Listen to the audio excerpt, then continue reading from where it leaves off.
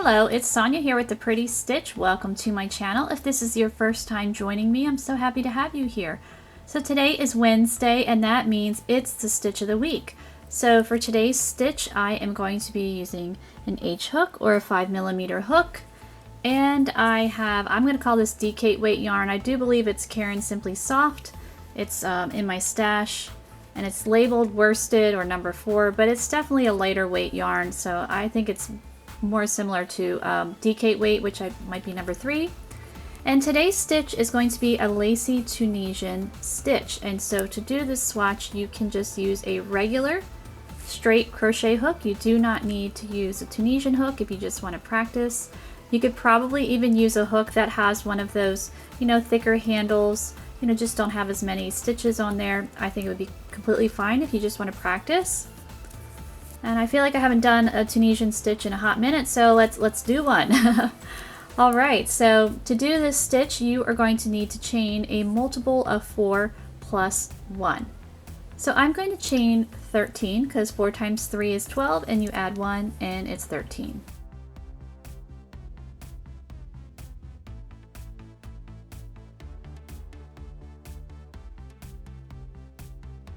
Alright, so we have 13 chains. So we are going to work our first pass, or our first row, the forward pass, because Tunisians always worked.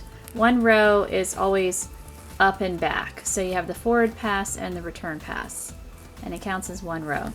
So what you're going to do is I like to work in the back bump of the chain and just pull at my loops.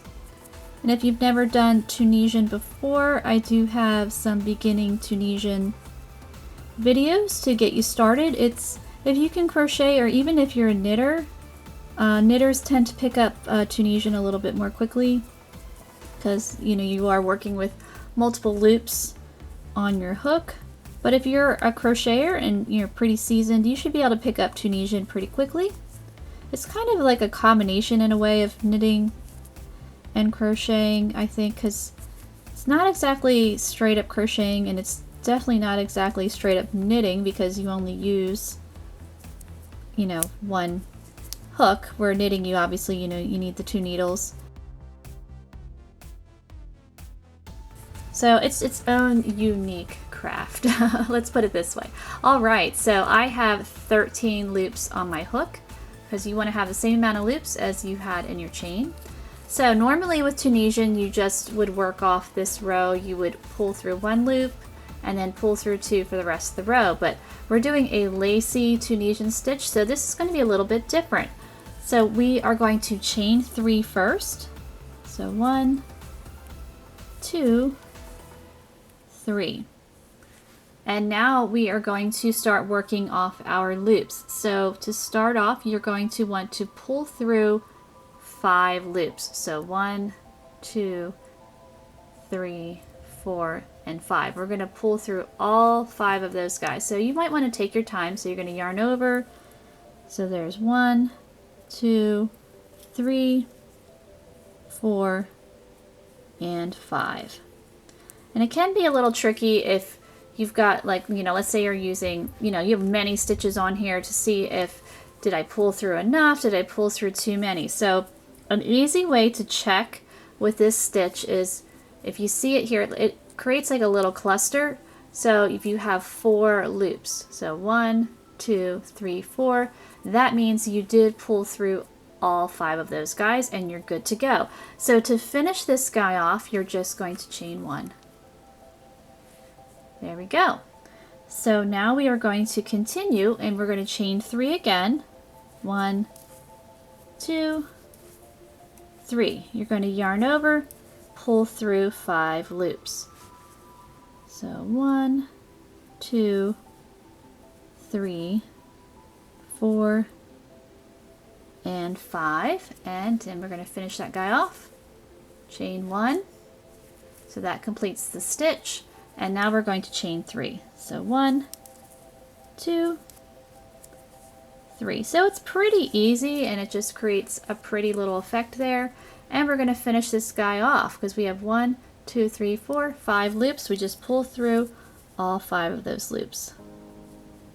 So you don't want to rush too quickly when you're pulling through, because you don't want to miss a stitch or and then you just chain 1 to finish her off, and you've completed row 1. So this stitch isn't hard, but you do need to be a little mindful of it just so that you've pulled through the correct number of loops. Okay, so now we're going to, this is row 1 all complete, and now we are going to work row 2. So to work row 2, you are going to just pull up, you want to have 13 loops. So this is going to count as a loop, and see this little center here? You can call it, you can call it an eye too, because it kind of looks like an eye. You're going to insert your hook in that eye and just pull up a loop. So now you've got your 2 loops. So now you're going to pull up loops in these 3 chains. So however you want to work in that chain, just get your hook in there, pull up a loop, and then we need to do it again because we chained 3. And there we go. Alright, so technically there are 4 chains because we chained 1 to finish off this little cluster here, but you're not going to work in that chain there. I don't know if it's showing up really well. The lighting is being a little weird, but you're just going to insert your hook in that eye in that center. So skip over that chain, and there we go. So now we're back to our chain 3. So as long as you remember how much you chained at the start, an easy way to check is just to count when you get to the end of the row to make sure you have the same amount. So we started off with 13, so when I get to the end of the row I will count. So I pulled up 3 loops there. I worked 1 in each chain, and I'm going to go in that center and pull up a loop in the eye there. So now we have 3 chains here, and I'm just going to complete this row by pulling up a loop in each of those chains. So that's 2, and here's the last chain, 3. So we started off with 13, so let's make sure we have 13. 1, 2, 3, 4, 5, 6, 7, 8, 9, 10, 11, 12, 13. Yes, so we are all set. We are good to go. So now we need to do our return pass, and again, it's a little bit different than the normal. So we are going to chain 3. So it's going to be a repeat of the first row. So there we go, and now we are going to yarn over and pull through 5 loops. So 1, 2, 3, 4, 5. And again, just look at your stitch, and we see we have 1, 2, 3, 4 loops, so we know that we pulled through 5. Then we're going to chain 1 to complete the stitch, and then we'll just chain 3 again. 1, 2, 3, and pull through 5 loops. So it's not a difficult stitch at all. Just need to be mindful of making sure you're pulling through the right loops. I'm going to chain 1 to finish that guy off, and chain 3. And I'll pull through, got 5 loops to go, and just pulling through that last 5. So I think this would be a really pretty stitch pattern, for a lacy project. I mean, it is a lace stitch, so I need to chain 1 to finish up row 2, and then if you look on the side here, you can see 1, 2, an easy way to count. Don't count this guy. This is the chain 1 that we finished, so I'll just try to hide her. Some people get confused on how to count rows in Tunisian, and it's really not difficult.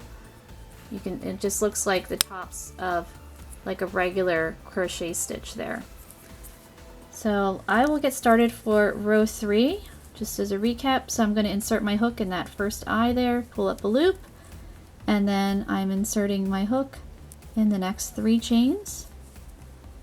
Just keeping in mind that I started off with 13, so I want to have 13 on my hook when I get to the end of my forward pass here for row 3.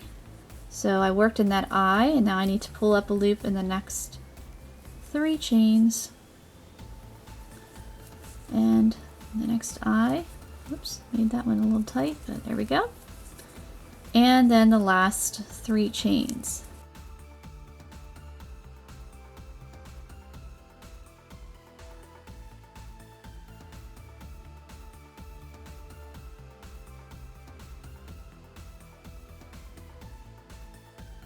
Okay, so now we need to work these guys off. So we start off by chaining 3, 1, 2, 3, and then pulling through 5 loops.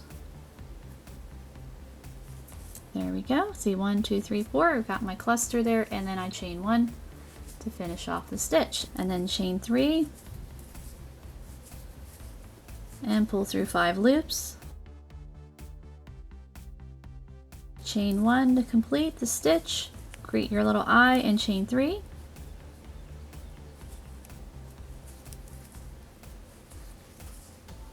And then pull through the last 5 loops. So I'm at the end of my row 3, and you want to chain 1 to complete that stitch. So then you're just going to continue to pull up loops, work as many rows as you want, and so I will work a few more rows, and then I'll show you how to finish this guy off. So I will meet you back after I'll probably work like 6 rows. Alright, so I have worked my 6 rows here. So now we're going to finish this guy off. We're going to work this guy off. Oops, I didn't complete my chain 1 to complete my row. So there we go. Now I've officially finished 6 rows. So we are going to work these stitches off. So what you're going to do is you're going to just insert your hook right in that eye and then pull through, or basically you're working a slip stitch to finish her off. And you just want to watch your tension. And we're working in, well, it's basically Tunisian simple. So I'm going to work in the next chain there and then just pull up a loop. So that's the first chain. I'm going to work in the second chain, pull through my loop. So you're just creating a slip stitch, and then I'm working in third chain there. And now I need to work in that eye. So it's just like how you work off other stitches in Tunisian. You just need to make sure you work in the 3 chains. And you probably heard my dog barking because it's actually kind of storming outside, so I think he's a little afraid. My daughter's with him, but he's still a puppy, so he gets a little scared. So this is the third chain there. Now we're going to go in that last eye, work that one off. So I'm just trying to watch my tension. And so now I have to work in the last 3 chains.